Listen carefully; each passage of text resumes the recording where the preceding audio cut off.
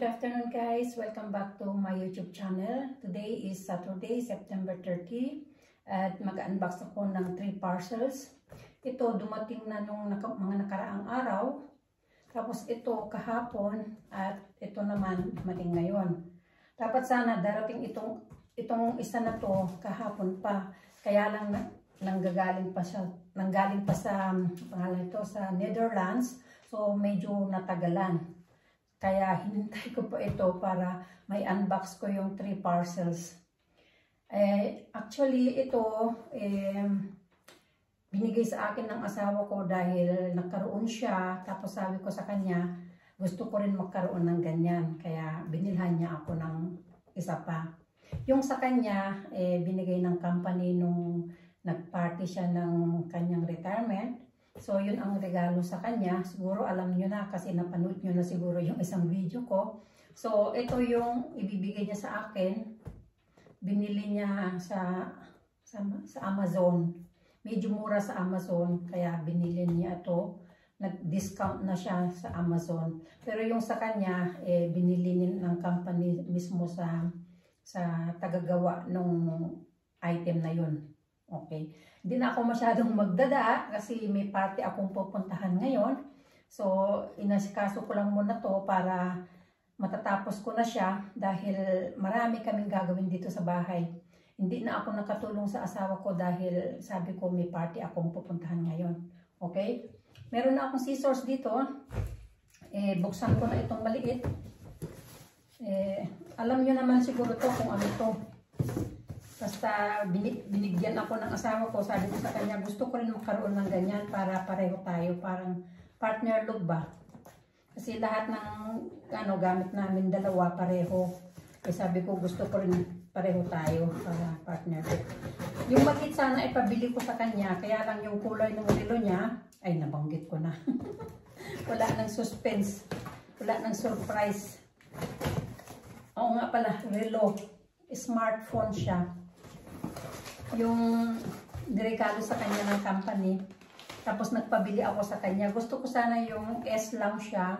Ang kaso, pangalan nito, walang available na kapares ng strap ng relo.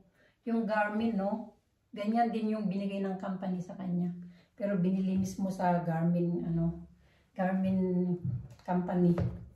Ito naman, in-order na ng asawa ko sa Amazon. Medyo mura na, nag-discount na siya.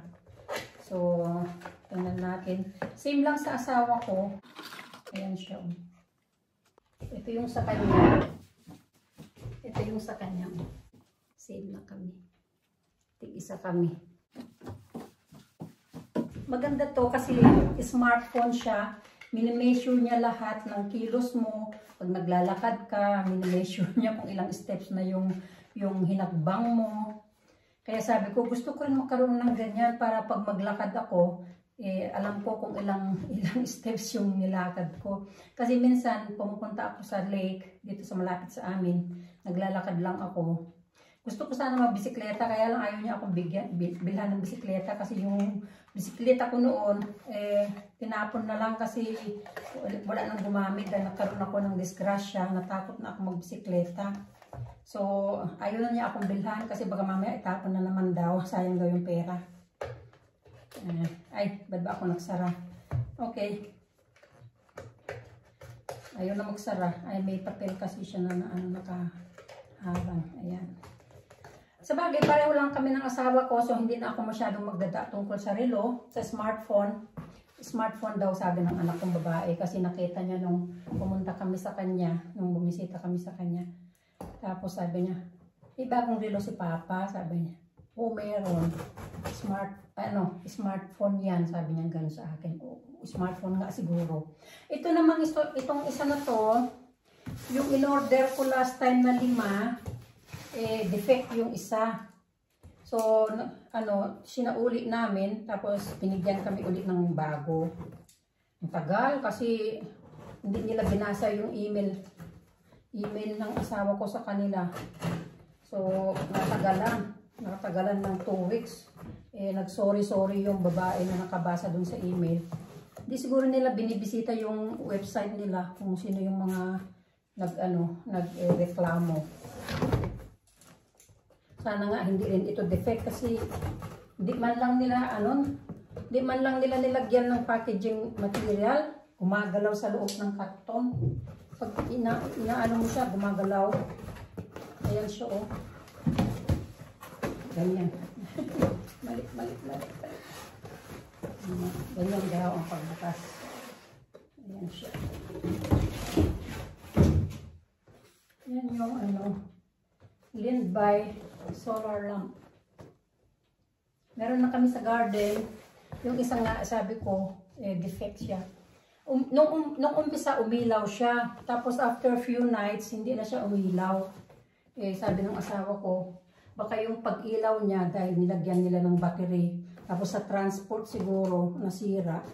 Kasi nilagay ba naman sa malaking karton, tapos yung panglima, parang walang space. Siguro sa pag-transport, na siya na damage. Same lang naman, pareho lang nung in-unbox ko lately. Hindi pa nyo napanood yun kasi hindi pa siya na-premiere. Ayan siya, oh. Ayan yung extender niya. From Lindby. Tapos ito yung ilaw. Ganda yung pagkapak nila ng ilaw niya. Ayan yung ilaw niya. Yan niya. Hopefully, hindi na siya damage. Kung hindi, sasauli na naman namin. Kasi sabi ng asawa ko, meron daw 5 years guarantee. Ganyan siya. Ayaw kong isuot dyan kasi baka mamaya hindi na matanggal. So, ilagay lang muna natin dito. Mamaya pag matapos yung asawa ko sa trabaho niya sa garden. Kasi may ginagawa niya sa garden. Tapos ito namang isa na to, bumili siya ng bali pangatlo o pang-apat na gamit. Kasi last time nag-hiking kami, tatlong gadget niya lang yung dinala niya, masyadong malaki yung ginamit niya ng ano ba yung tawag dyan? Paglagyan ng gamit niya. Hindi ko muna sabihin para masuspense kayo kung anong nilalaman nitong karton na to. Ang tagal dumating kasi galing pa daw ng Holland, ng Netherlands. Ayan siya. Ano na naman ba yung pag-test kanyan? Tataan! Huwag mabasag. Ayan siya, oh. Bumili siya ng bagong backpack. Camera backpack. Hindi na siya nagsawa sa kabibili ng camera backpack niya. Bali, pang-apat na to lahat ng mga binili niya. Yung pinakamalaki, yun yung ginamit namin pamunta ng Amerika. Ito, bali, ang size yata nito is medium. Yung binili niya papunta ng Amerika, large. Meron na siyang small at saka XS. Ayan siya. Mukhang favorite niya ang green. Ang tatak niya is Mind Shift. Mind Shift. Mind Shift. Meron din dito.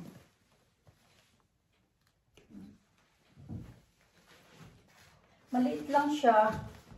Pero medyo malaki dun sa niya, sa small na backpack niya, camera backpack. Ay, paano ba to? Ewan, basta ganyan na lang. Buksan ko sana siya, kaya lang daming daming nakaharang. Oh, naku, masira na naman yung Q-Tex ko. Paano ba magbukas nito? Ang dami niyang zipper.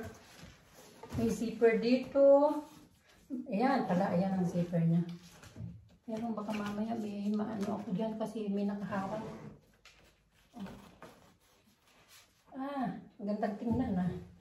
Saglit lang guys, buksan ko lang muna to. Ayan. Ulit. Yung ilaw. Diyan ka lang. Huwag ka huwag kang aalis. Ay, huwag ka matumba yung ilaw. Ayan. Ay, meron pa dito. Ang dami namang strap nito. Ay, hayaan mo na. Kasi may nakita akong paglagyan ng cellphone, paglagyan ng laptop. Ayan siya, oh. Paglagyan ng laptop at saka cellphone. Dito ilalagay yung laptop. Tapos yung cellphone dito. Tapos, ang dami kasi nakaharang. Ayaw ko naman ayan ang dami niyang paglagyan. Tapos, paano ba dito sa likuran pala yung pagbukas ng paglagyan ng camera. Dito sa may likuran.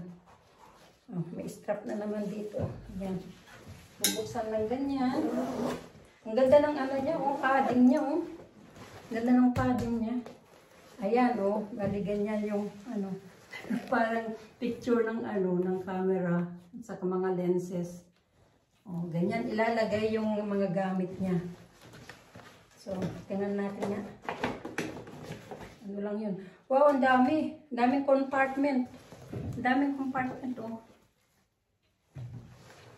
Hopefully na magagamit talaga niya to. Bili ng bili ng mga gamit niya na pinsan nandyan lang sa tabi. Kasi hindi naman na kami nag-hike ngayon.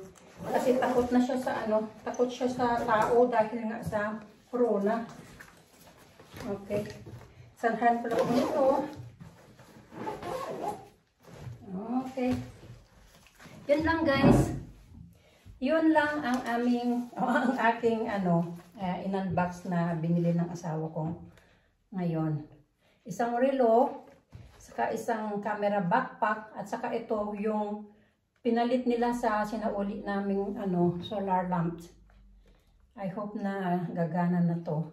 Sa bagay, kung hindi ito gagana, isasauli na naman namin kasi meron namang 5 years guarantee.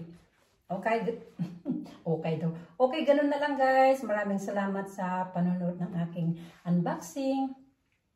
Sana patuloy nyo akong suportahan. Maraming salamat sa mga kapamilya, Pilipinas, sa Saudi Arabia, sa Manila, sa Pampanga, sa Macau, at syempre sa aking mga supporters dito sa Germany.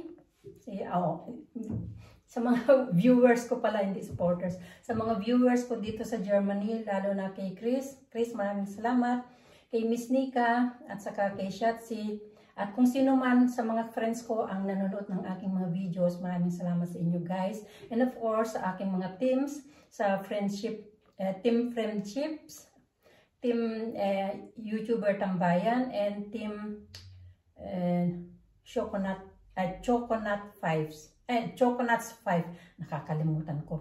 Team Choconuts 5. Okay, thank you and God bless you all. Bye-bye.